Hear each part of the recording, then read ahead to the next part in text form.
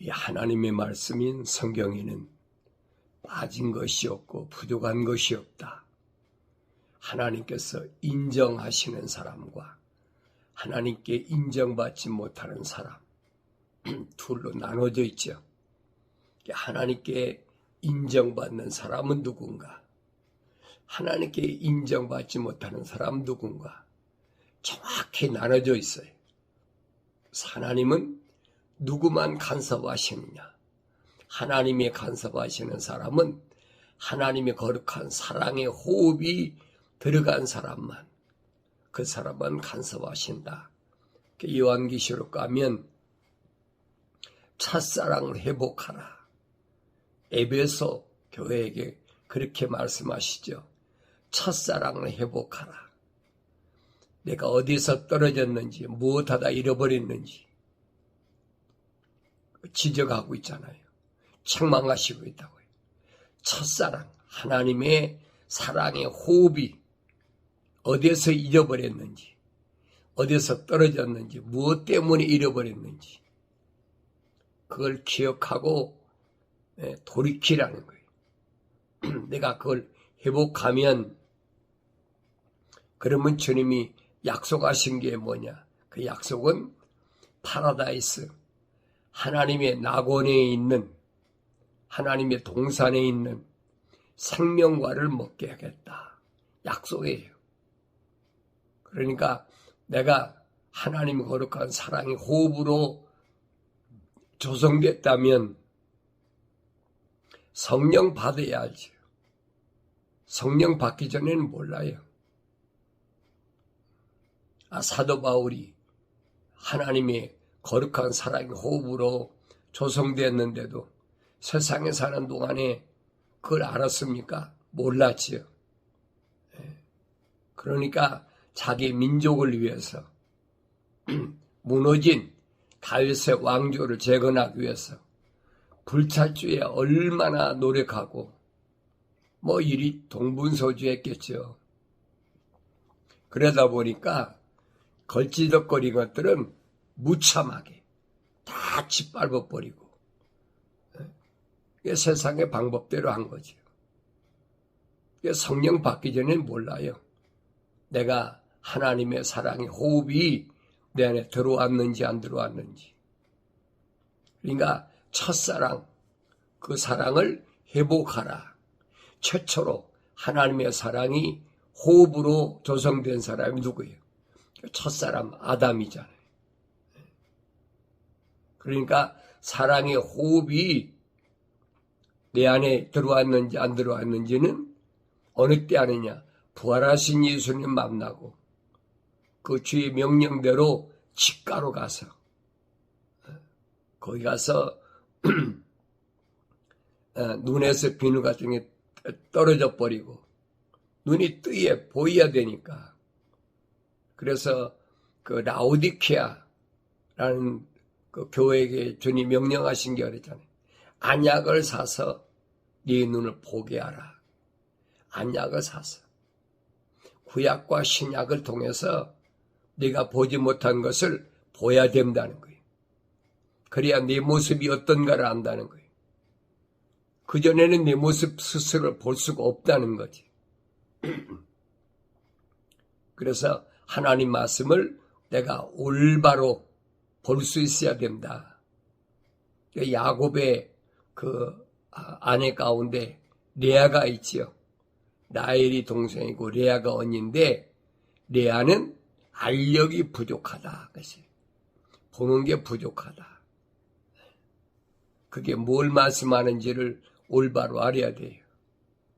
그러니까 자식을 많이 낳으면, 그러면 그것이 풍성하게 모든 게 다 되는 줄 알고 동생하고 경쟁하고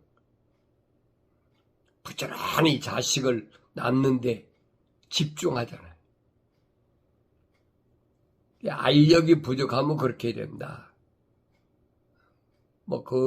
그런 내용은 제가 나중에 말씀드리겠는데, 이 아침에 우리가 하나님 말씀을 상고하면서 이 땅에 사는 동안에 하늘에 계신 하나님 아버지께서 하시는, 또 이 땅에 있는 하늘 아래에 있는 모든 하나님의 자녀들을 어떻게 누가 통치하나 하는 부분을 말씀을 통해서 한번 상고해 보자.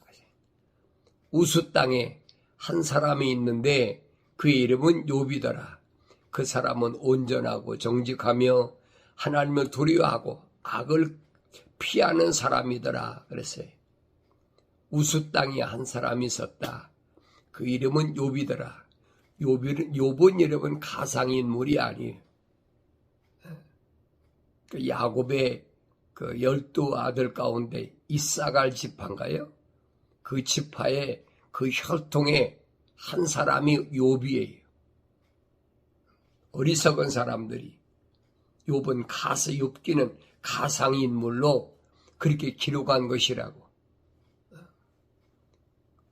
그 모르는 자들이 소위 말하면 그 신학을 한다는 성경학자들이 그런 얘기를 흘리고 있단 말이에요. 성경은 그런 말이 없어요. 사실을 기록한 거지 가상적으로, 추상적으로. 그 왜 그러느냐? 되게 철학이나 과학에서 추상하잖아요. 뭐 자연과학을 하는 사람들이 뭐 만 몇천 년 전에 호모 사피엔스가 있었는데 그가 이렇게 해서 지금까지 하나님이 창조하신 것을 그렇게 추상하는 거예요. 상상하고. 그 성경은 상상이나 추상이 없어요. 성령이 모으셨는데 하나님이 입이 명하셨다고 그랬는데 거기에 어떻게 상상하고 추상하는 것이 기록할 수가 있습니까? 그러면 하나님 말씀이 아니죠. 그런 자들은 성령 받지 못한 자들이 세상의 지식을 가지고 이해가 안 되거든요. 그에게 7 아들과 3 딸이 태어났으며 그의 재산도 양이 7천이고 낙타가 3천이며 소가 500결이요 암나귀가 500이며 아주 많은 가족들을 두었으니 이 사람은 동방의 모든 사람 가운데서 가장 큰 자라. 그랬어요. 동방에서 가장 큰 자라. 부자 중에 부자죠. 그의 아들들이 각자 자기 생일에 가서 자기들이 집에서 잔치를 베풀고 사람을 보내어 그들이 새해 누이도 불러서 함께 먹고 마시더라. 그 잔칫날들이 지나면 욥이 사람들을 보내서 그들을 성결케 하였는데 아침 일찍 일어나 그들은 모두의 수대로 번제를 드렸으니 이는 욥이 말하기를 혹시 내 아들들이 죄를 짓고 그들이 마음속에 하나님을 저주하였을까 하노라 함이더라. 욥은 계속해서 이같이 행하더라. 한 번으로 끝난 것이 아니에요. 그것이 자식을 낳은 부모의 마음이에요. 아들이 7, 딸이 3, 10남매지. 얼마나 다복해요. 물질도 얼마나 풍성합니까? 뭐 양이 7천이고 낙타가 3천이고 소가 500결이 암나귀가 500. 그러니까 거기에 그 종들이 얼마나 많아요. 그러니까 아주 많은 가족들이 있다라고 얘기를 합니다. 그런데 아들들이 혹시 부유하니까 생일잔치 하다가 죄를 지었을까봐 번제를 드렸다. 일찍 아침에 드리는 것이 번제예요. 이스라엘 백성들에게 저녁에 드리는 게 소제.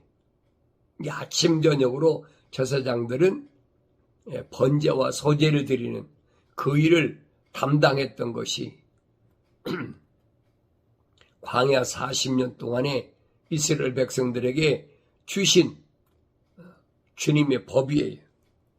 하루는 하나님의 아들들이 와서 주 앞에 섰고 사탄도 그들 가운데 왔더라.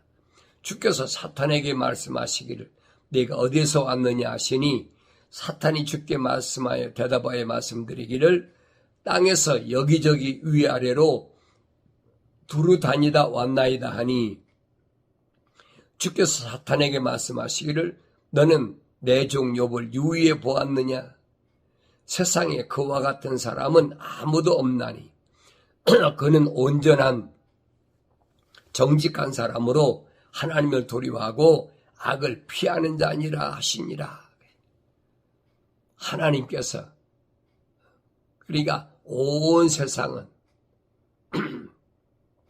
천사만 있는 게 아니에요. 사탄도 두루 다닌다. 위아래로 두루 다닌다. 그랬어요. 하나님께서 물으시잖아요.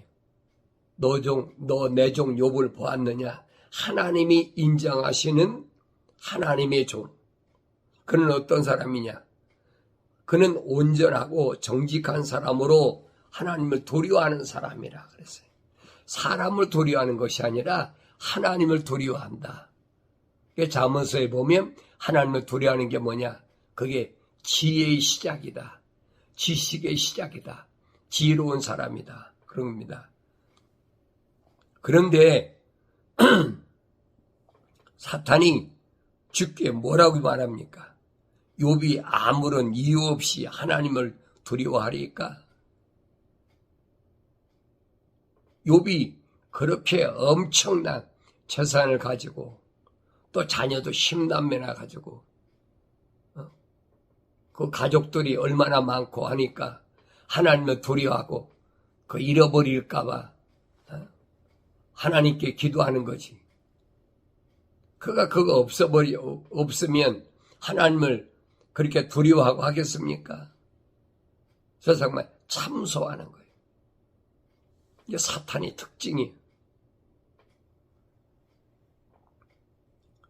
주께서 그와 그의 집과 그의 소유한 모든 것에 사면으로 장벽을 두르심이 아니니까 주께서는 그가 손으로 하는 일에 복을 주셨고 그의 재산이 그의 땅에서 늘어나게 하셨나이다. 그랬어요.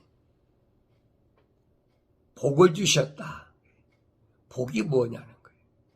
우리가 일반적으로 철학에서는 복을 뭐라고 그럽니까? 풍성하게 되는 것. 욥을 보면 그렇잖아요. 뭐 양이 몇 천이고 또 뭐 나귀가 소가 몇 결이고 자녀도 10남매고 다 복하다. 복 받았다. 근데 성경은 하나님 주신 복은 뭐냐? 하나님이 간섭하신다는 얘기예요. 이게 올바로 깨달아야 돼. 하나님이 간섭하시기 때문에 그를 그렇게 풍성하게 했다.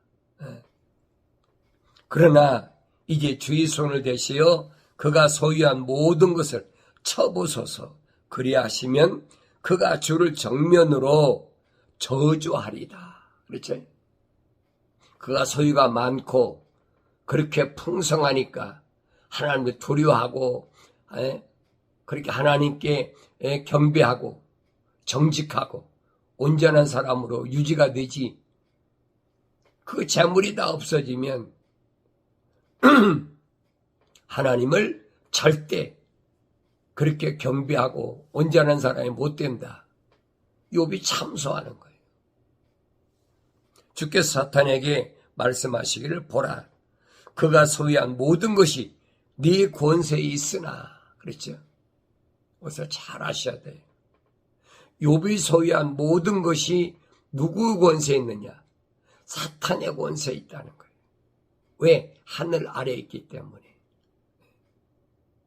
이런 부분을 내가 올바로 알지 못하면 하나님의 나를 왜 간섭하시는지를 그걸 깨닫지 못해요. 하나님이 간섭하시는 것은 뭘 말씀하시느냐?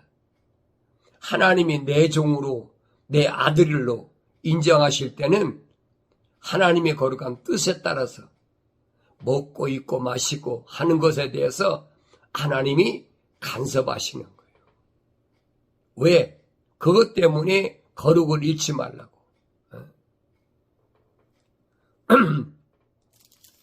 그런데 그 몸에는, 그래서요, 그 몸에는 손을 대지 말라 하시니 사탄이 주의 면전에서 떠나가니라. 그렇죠? 그러니까 하루는 요보의 아들들과 딸들이 그의 맏형집에서 음식을 먹고 포도주를 마시고 있는데 한 심부름꾼이 요백에 와서 말하기를 소들은 밭을 갈고 나귀들은 그 옆에서 풀을 뜯는데 사배인들이 그것들을 덮쳐서 빼앗아갔고 정령 칼날로 종들을 죽였으며 나만 홀로 피하여 주인께 구하러 왔나이다 하더라. 그 아직 말하고 있는데 또 한 사람이 와서 말하기를 하나님의 불이 하늘에서 떨어져 양들과 종들을 불살라 저 진멸하였나이다. 나만 홀로 피하여 주인께 구하러 왔나이다 하더라. 그가 아직 말하고 있는데 또 한 사람이 와서 말하기를 갈대아인들이 새 무리를 지어 낙타들을 덮쳐 끌고 갔고 정령 칼날로 종들을 죽였으며 나만 홀로 피하여 주인께 구하러 왔나이다 하더라. 그가 아직 말하고 있는데 또 한 사람이 와서 말하기를 주인님의 아들들과 딸들이 그들이 맏형집에서 음식을 먹고 포도주를 마시고 있는데 보소서 광야에서 큰 바람이 와서 그 집 네모퉁이를 치니 그 집이 그 청년들 위에 무너져서 그들이 죽었나이다. 나만 홀로 피하여 주인께 구하러 왔나이다. 그때 욥이 일어나 그의 겉옷을 찢고 머리를 밀고 땅바닥에 엎드려 경배하며 어떻게 했을까요? 기가 막히잖아요. 계속해서 여기 보니까 그랬어요. 소와 나귀와 양과 낙타와 남는 게 하나도 없잖아요. 근데 그뿐 아니죠. 이제 10남매까지 생일잔치 하는데 광야에서 바람이 불었다. 요즘 말하면 토네이노나 마찬가지지.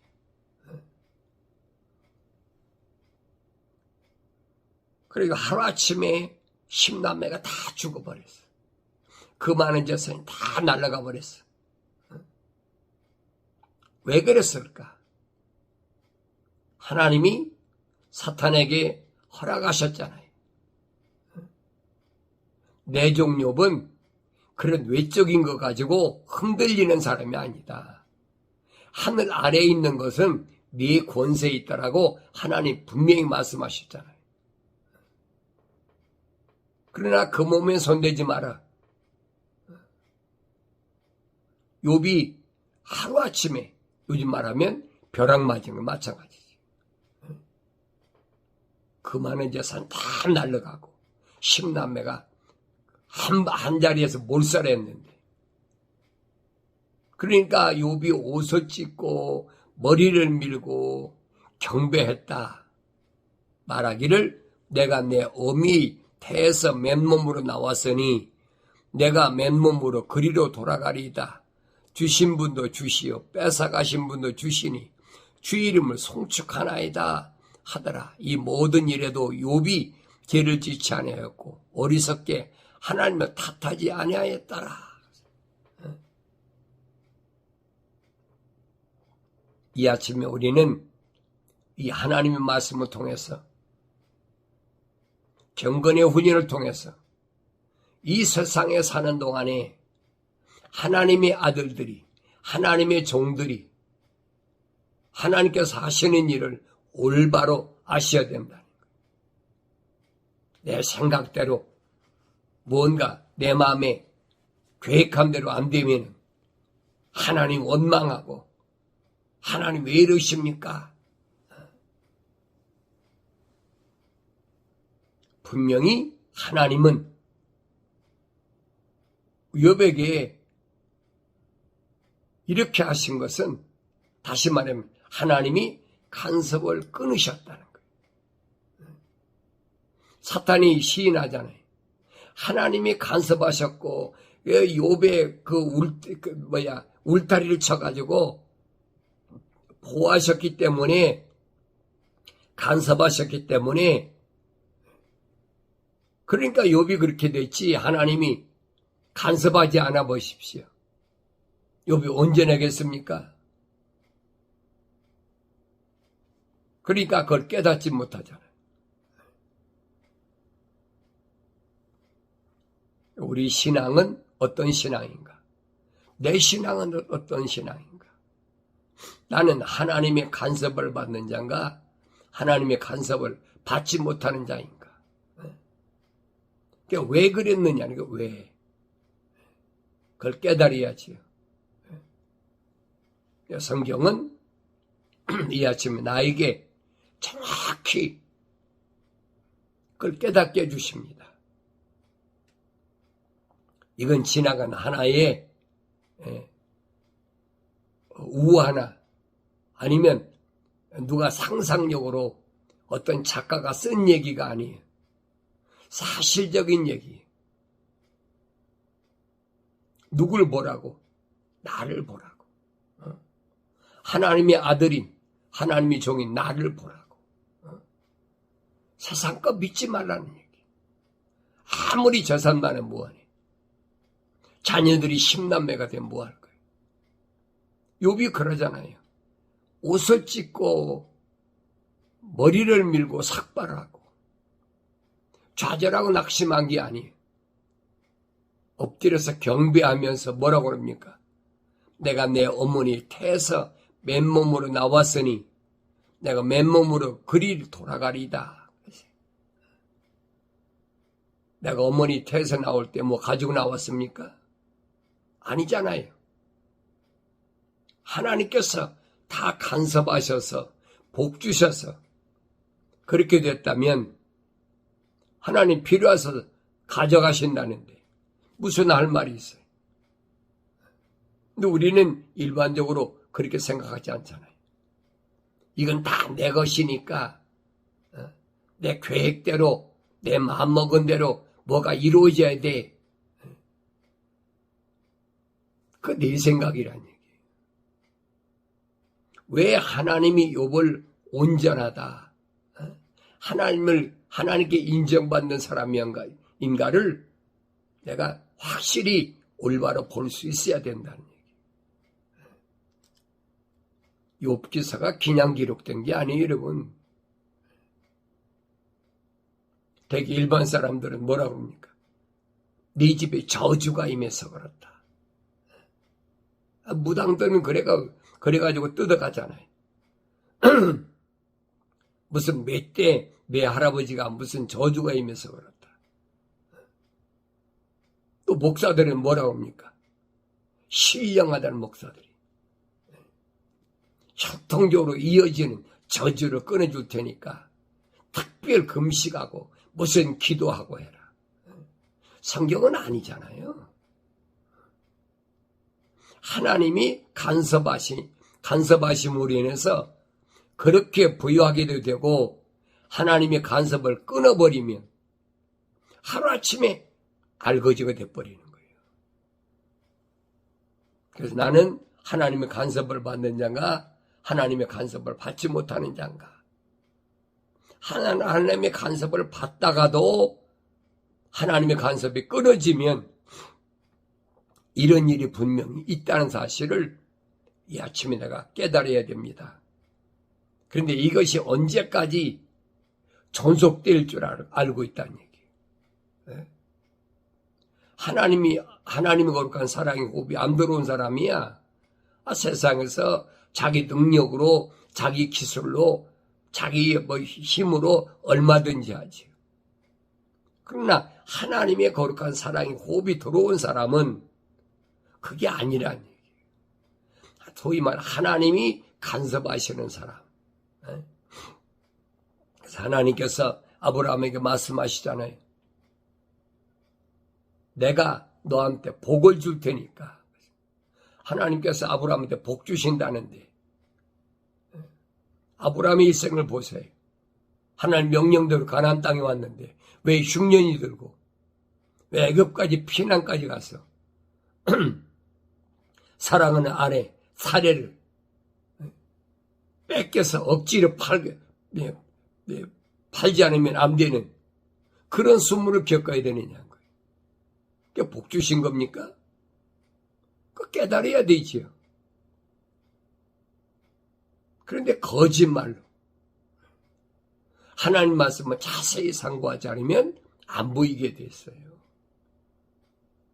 그래서 하나님은 아브라함이 뭐라고 말씀하시느냐? 내가 네게 복을 주겠다. 내가 너를 간섭하시겠다는 거예요. 하나님이 간섭하시면 하나님의 거룩한 뜻을 어기면 엄청난 그런 일들 당한다는 사실을 보여주는데 누굴 통해서? 믿음의 조상이라는 아브라함을 통해서 보여주고 있잖아요. 근데 그게 보여야 돼. 안 보이면 할 수가 없어요. 눈 떴다가 다 보이면 뭐 걱정도 안 켜요. 이 겉사람의 눈 뜬 것이 아니라 내 안에 있는 속사람이 눈이 뜨어야 된다는 얘기예요. 그렇지 않으면 안 보이는 거예요. 욥은 하나님께 인정받는 온전한 사람이다. 하나님이 사탄에게 말씀하시잖아요. 내 종 욥을 보았느냐? 세상에 그와 같은 사람은 아무도 없다. 하나님이 인정하세요. 세상에 그와 같은 사람은 아무도 없어. 하나님께서 얼마나 욥을 신뢰하시는지 이 한마디로 알 수 있잖아요. 그러면서 그는 온전하고 정직한 사람으로 하나님을 도려하고 악을 피하는 자니라. 욥과 같은 사람이 돼야 된다. 모델의 모델. 이 아침에 내가 하나님 말씀을 통해서 경건히 훈련한다면 내 재산이 날아가고 또 내 자녀가 잘못되고 부모에게 가장 마음 아픈 게 그거잖아요. 재산은 둘째치고 자녀가 10남매 가운데 한둘만 많게는 5만 이상이 생겨도 벌써 머리 싸매고 뭐 난리 피자. 근데 10남매가 하루아침에 몰살해버렸어. 그런데도 욥의 마음은 흔들리지 않았다.